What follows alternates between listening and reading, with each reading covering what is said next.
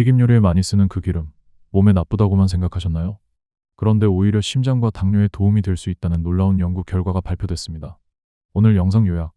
오늘 영상에서는 종자유에 풍부한 리놀레산이라는 성분이 우리 몸에 어떤 영향을 미치는지, 과연 좋은 기름인지 나쁜 기름인지 과학적인 근거를 바탕으로 정리해드립니다.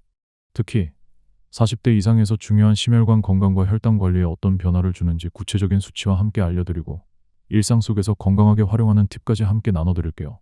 안녕하세요. 일반인의 매일 건강입니다. 우리는 흔히 기름하면 몸에 나쁘다고 먼저 생각하게 됩니다. 특히 튀김이나 볶음 요리에 쓰이는 식물성 기름은 그동안 논란이 많았죠. 하지만 최근 발표된 연구에서는 식물성 기름 속 리놀레산이라는 성분이 심장 건강과 당뇨 관리에 긍정적인 영향을 줄 수 있다는 결과가 나왔습니다. 물론 무조건 좋다는 건 아니지만 어떻게 섭취하느냐에 따라 건강에 도움이 될 수 있다는 이야기인데요. 그럼 지금부터 이 기름 속 리놀레산이 무엇이고 어떤 연구 결과가 발표됐는지 차근차근 살펴보겠습니다. 1. 리놀레산이란 무엇일까요? 리놀레산은 오메가6 지방산의 일종으로 콩기름이나 옥수수기름, 해바라기유 같은 종자유에 많이 들어있는 성분입니다. 우리 식탁에 자주 올라오는 튀김이나 볶음 요리에 사용하는 기름들이 대부분 리놀레산을 풍부하게 함유하고 있죠. 이 성분은 우리 몸에서 스스로 만들 수 없기 때문에 반드시 식품을 통해 섭취해야 하는 필수 지방산입니다. 세포막을 구성하고 염증 반응을 조절하며 피부와 면역 기능을 유지하는 데 중요한 역할을 하기 때문에 부족해지면 오히려 건강에 문제가 생길 수도 있습니다. 리놀레산은 특히 중년 이후에 더 주목해야 할 성분입니다. 나이가 들수록 세포 재생 능력이 떨어지고 염증 조절이 어려워지기 때문입니다. 적절한 리놀레산 섭취는 세포의 구조를 건강하게 유지하고 체내 염증 반응을 완화하는 데 도움을 줄 수 있습니다.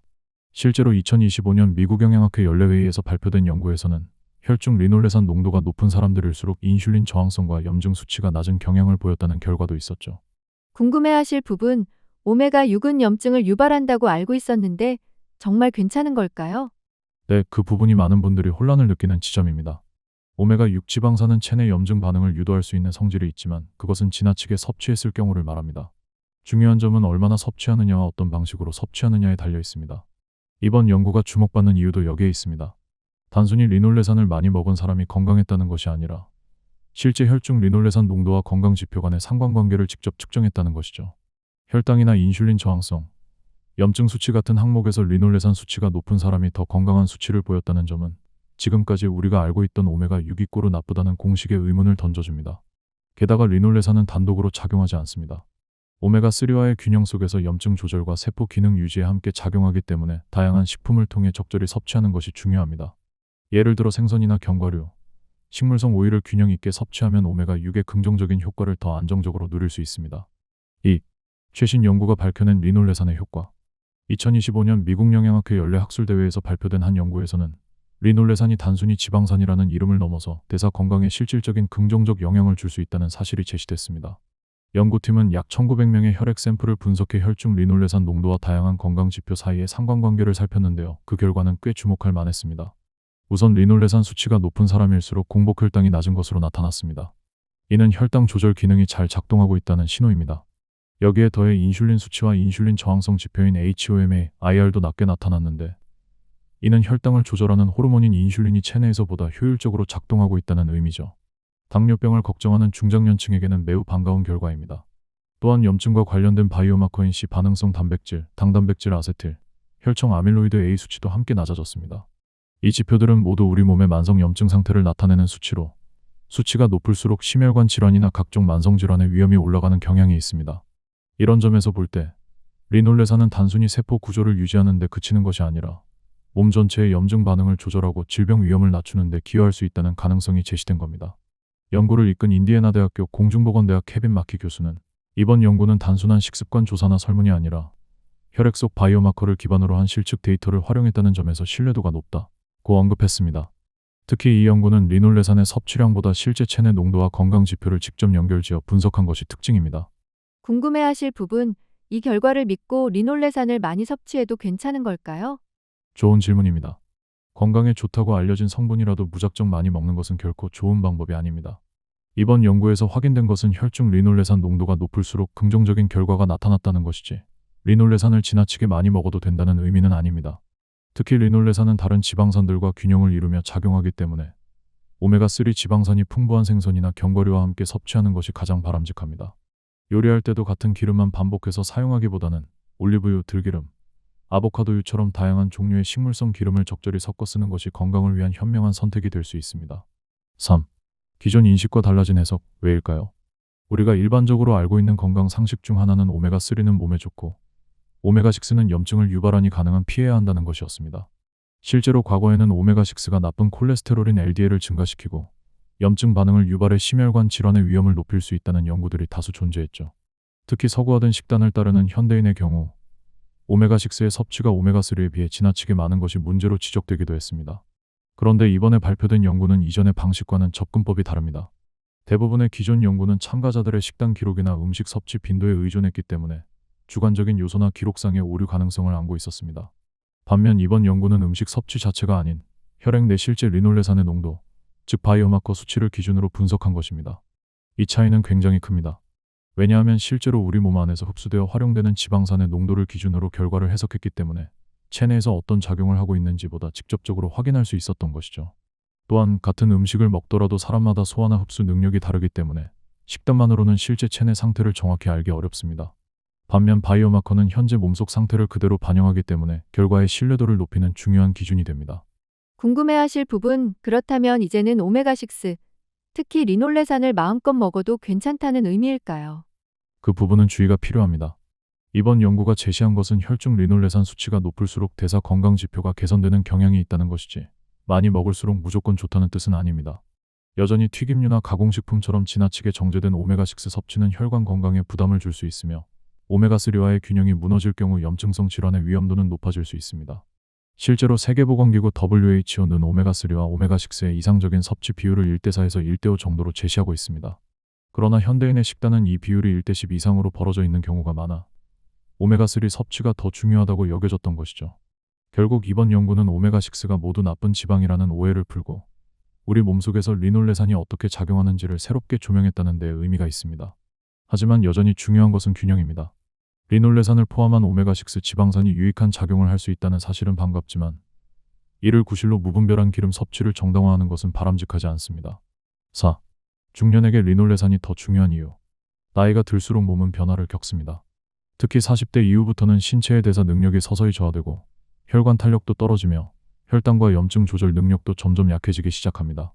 그 결과 심혈관 질환이나 제2형 당뇨 같은 만성 질환의 위험이 눈에 띄게 높아지는데요. 이는 단순히 나이가 들어서 생기는 문제가 아니라 체내 염증과 대사 기능의 균형이 무너지면서 발생하는 경우가 많습니다. 이러한 배경에서 이번 연구가 제시한 리놀레산의 역할은 매우 주목할 만합니다.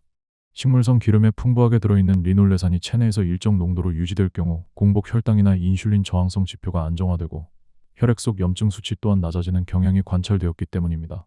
이 말은 곧 평소 혈당이 들쭉날쭉하거나 고지혈증을 걱정하는 분들이 리놀레산이 풍부한 기름을 적절히 섭취하는 것만으로도 건강 유지에 긍정적인 영향을 줄 수 있다는 의미입니다. 궁금해하실 부분, 어떤 식물성 기름을 선택하는 게 좋을까요? 시중에 유통되는 식물성 기름 중에서도 리놀레산 함량이 높은 기름은 대표적으로 해바라기유, 옥수수유, 콩기름 등이 있습니다. 하지만 주의할 점은 조리 방법에 따라 영양소가 손실되거나 산화될 수 있다는 점입니다. 특히 고온에서 장시간 조리할 경우 기름이 변질되면서 오히려 건강에 해가 될 수 있으니 기름을 사용할 때는 가능하면 가열 시간이 짧은 조리법을 활용하는 것이 좋습니다. 또한 같은 식물성 기름이라도 정제 과정이나 보관 방식에 따라 리놀레산의 안정성이 달라질 수 있습니다. 냄새가 나지 않고 색이 맑은 정제유는 산패에 강하지만 가급적이면 유통기한이 짧고 빛을 차단할 수 있는 용기에 담긴 제품을 고르시는 것이 좋습니다. 냉함수 보관은 기본이고요. 무엇보다 중요한 건 기름 하나만 바꾼다고 해서 건강이 극적으로 좋아지는 것은 아니라는 점입니다. 식물성 기름을 포함해 건강에 이로운 식재료들을 적절히 조합하고 당 섭취를 줄이며 규칙적인 생활 습관을 함께 유지하는 것이 전체적인 효과를 배가시킬 수 있는 방법입니다. 5. 그렇다면 어떤 기름을 어떻게 사용해야 할까요? 리놀레산을 충분히 섭취하려면 콩기름, 옥수수유, 해바라기유처럼 오메가6가 풍부한 기름을 주로 볶음 부침 용도로 활용해보세요. 다만 효과는 어디까지나 적정량일 때 발휘된다는 점을 꼭 기억해야 합니다. 리놀레산이 많은 기름을 180도 이상의 높은 온도에서 오래 가열하면 산패와 함께 트랜스지방, 과산화지질 같은 유해 물질이 늘어나 혈관 건강에 오히려 해가 될 수 있습니다. 한 번 사용한 기름은 색이 짙어지거나 냄새가 변하면 과감히 버리고 가능하면 2번 이상 재사용하지 않는 습관이 필요합니다. 또 하나, 오메가6는 오메가3와 균형을 이뤘을 때 염증 조절 효과가 극대화됩니다. 즉, 들기름, 아마씨유, 참치와 같은 오메가3 급원 식품을 함께 섭취해야 한다는 뜻이죠. 대한영양사협회에서는 오메가6 대 오메가3의 섭취 비율을 4대1 이하로 유지할 것을 권장합니다. 볶음 요리에는 콩기름, 샐러드 드레싱에는 들기름이나 아마씨유를 섞어 쓰는 식으로 일상 메뉴를 조절해 보세요. 궁금해하실 부분, 올리브유나 참기름보다 이런 기름이 무조건 더 좋은 건가요? 기능이 다릅니다. 올리브유는 주성분이 오메가9 올레산으로 LDL 콜레스테롤을 낮추고, 참기름은 세사민 폴리페놀 같은 항산화 성분이 풍부합니다. 반면 콩기름과 옥수수유는 리놀레산이 특화되어 있어 혈당 인슐린 염증 조절에 장점이 있다는 것이 이번 연구의 시사점이죠. 따라서 한 가지 기름만 고집하기보다는 조리법과 건강 목표에 맞춰 기름 로테이션을 해주는 것이 가장 바람직합니다.